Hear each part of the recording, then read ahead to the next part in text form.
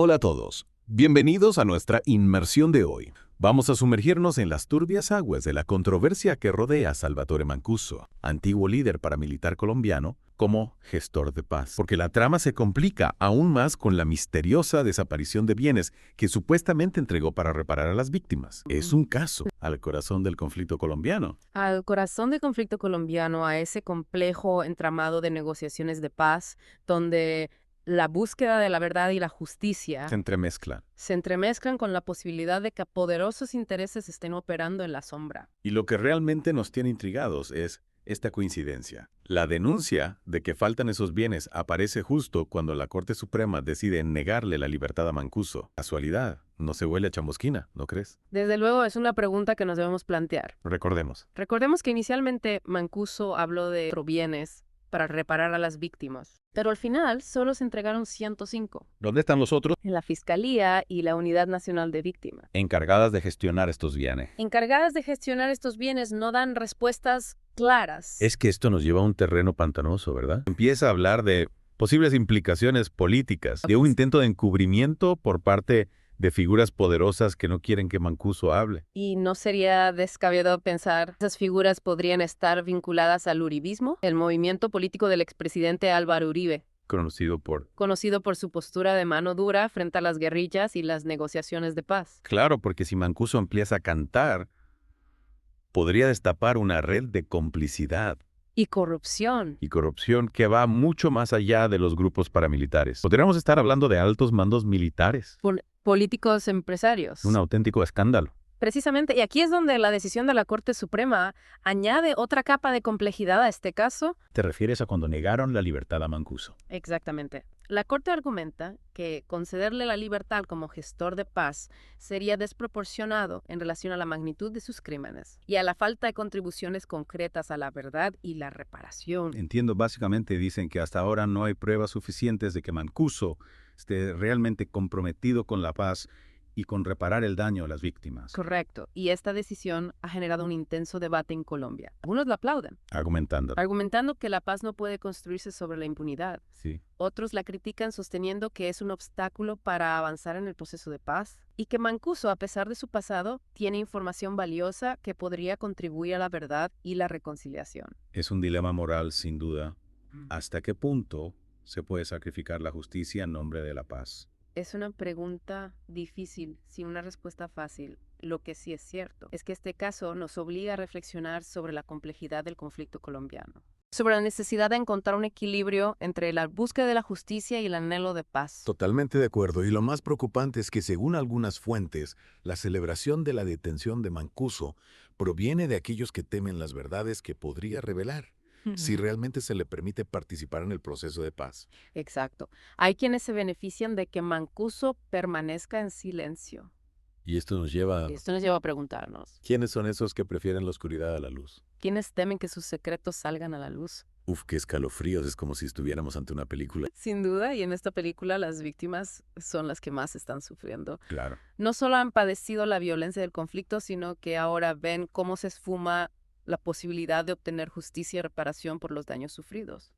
Es una situación terrible. Y lo que más me inquieta es que este caso pueda sentar un precedente peligroso. Si se silencia a Mancuso, ¿qué mensaje se envía a otros actores del conflicto que puedan estar dispuestos a colaborar con la justicia? Es una pregunta clave, que este caso no se limita a Colombia. Las implicaciones de lo que suceda con Mancuso podrían afectar a otros procesos de paz. Es decir, que estamos ante un punto de inflexión. Lo que suceda con Mancuso puede marcar un antes y un después en la forma en que se abordan los procesos de paz a nivel global. Exactamente, y por eso es tan importante seguir de cerca este caso, Analizarlo. analizarlo en profundidad y extraer todas las lecciones que podamos. Totalmente. Bueno, pues hasta aquí la primera parte de nuestra inmersión en el complejo caso de Salvatore Mancuso. En la siguiente parte. En la siguiente parte profundizaremos en las posibles consecuencias de este caso para el futuro de Colombia y para la paz a nivel internacional.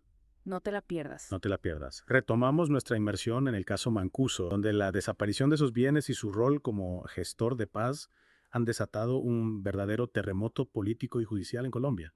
Es como si estuviéramos ante un rompecabezas cuyas piezas no terminan de encajar. Por un lado tenemos a Mancuso, ex líder paramilitar, con un historial de violencia buscando colaborar con la justicia. Y por otro lado, la sombra de la corrupción y la impunidad. Se cierne. Se cierne sobre todo el proceso, esos bienes que debían servir para reparar a las víctimas. Se esfuman como por arte de magia. Totalmente. Y esa coincidencia temporal entre la denuncia de la desaparición de los bienes y la decisión de la Corte Suprema de negarle la libertad a Mancuso es como mínimo sospechosa. ¿No te parece? Sin duda plantea la posibilidad de que alguien esté moviendo los hilos entre bambalinas para silenciar a Mancuso y evitar que revele información comprometedora. Es que recordemos lo que él mismo ha afirmado. Sí.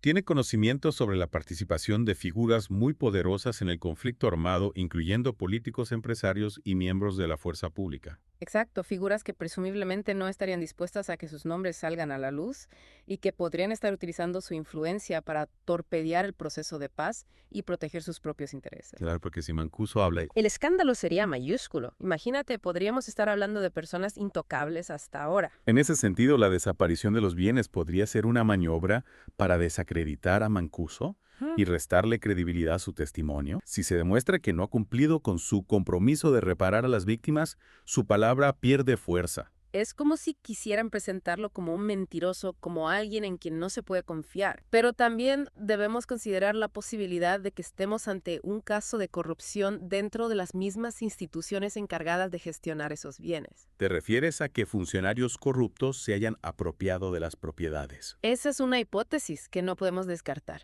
Podría ser que algunos hayan aprovechado la situación para enriquecerse a costa del sufrimiento de las víctimas. Sería terrible, pero no me extrañaría nada conociendo cómo funciona a veces la justicia en nuestro país. Lo importante es que la investigación sobre la desaparición de los bienes se lleve a cabo con la mayor transparencia posible.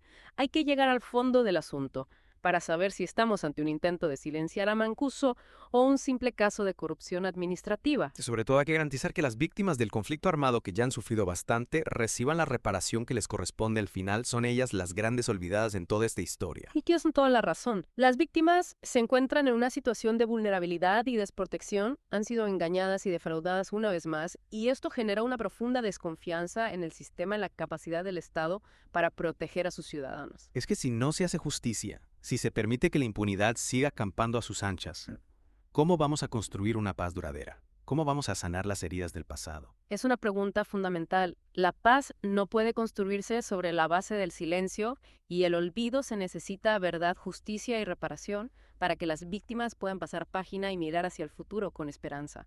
Totalmente de acuerdo. Y para eso es necesario que las instituciones actúen con contundencia, que demuestren que están del lado de las víctimas y que no van a tolerar la corrupción ni la impunidad. Exacto, el Estado tiene la obligación de proteger a sus ciudadanos y de garantizar que se haga justicia. Y bueno, ya en esta última parte de nuestra inversión, ¿qué podemos esperar a partir de ahora? ¿Qué consecuencias puede tener este caso para el futuro de Colombia? Pues es evidente que este caso ha generado un fuerte impacto en la opinión pública, ha sembrado dudas e incertidumbres sobre la viabilidad del proceso de paz. Claro, porque si no se puede confiar en las instituciones, si se percibe que hay poderosos que manipulan el proceso a su antojo, la gente pierde la fe en la posibilidad de alcanzar una paz verdadera. Exacto, este caso ha puesto en evidencia la fragilidad de los acuerdos de paz, la dificultad de conciliar la búsqueda de la verdad y la justicia con la necesidad de avanzar hacia la reconciliación. Y ha alimentado la desconfianza en las instituciones en su capacidad para garantizar una justicia imparcial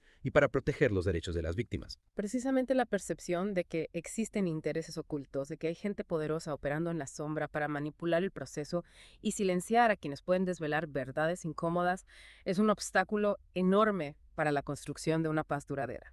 Entonces, ¿qué se puede hacer? ¿Cómo se puede recuperar la confianza en el proceso de paz? En primer lugar, la investigación sobre la desaparición de los bienes debe ser exhaustiva y transparente, no solo para esclarecer lo sucedido y determinar la responsabilidad, sino también para enviar un mensaje claro a la sociedad que la impunidad no será tolerada, que se perseguirán los delitos y que se garantizará la reparación a las víctimas. Es decir, que la justicia debe actuar con contundencia sin importar quiénes sean los implicados. Exacto, solo así se podrá empezar a recuperar la confianza en las instituciones y en el proceso de paz. Bien, pero más allá de las consecuencias legales y políticas, hay una dimensión humana que no podemos olvidar. Las víctimas del conflicto armado que han sufrido la violencia y la pérdida de sus seres queridos siguen esperando justicia y reparación. Totalmente de acuerdo. Sus voces no pueden ser silenciadas, sus derechos no pueden ser ignorados. Es necesario poner en el centro del proceso de paz a las víctimas, atender sus necesidades y garantizar su participación activa en la construcción de un futuro mejor. Porque al final, son ellas las que más han sufrido las consecuencias de este conflicto. Son ellas las que realmente pueden decir si la paz que se está construyendo es una paz justa y duradera. Exacto, y para que eso suceda se necesita un compromiso genuino de todas las partes implicadas. Un compromiso. Un compromiso con la verdad, con la justicia, con la reparación y con la no repetición. Un compromiso real, no de cara a la galería, sino con la voluntad de construir una paz que beneficie a todos, que cierre las heridas del pasado y que abra las puertas a un futuro de esperanza y reconciliación. Esa es la clave. Sin ese compromiso, la paz era solo una ilusión, un espejismo en el desierto. Bueno, pues esta ha sido nuestra inmersión en el complejo caso de Salvatore Mancuso. Un caso que nos ha llevado a reflexionar sobre los desafíos de la paz y la justicia en Colombia y sobre la importancia de escuchar a las víctimas y de garantizar sus derechos. Esperamos que esta inmersión les haya proporcionado nuevas perspectivas y herramientas para comprender la realidad de este país. Y sobre todo que les haya inspirado a seguir buscando la verdad y a comprometerse con la construcción de un mundo más justo y pacífico.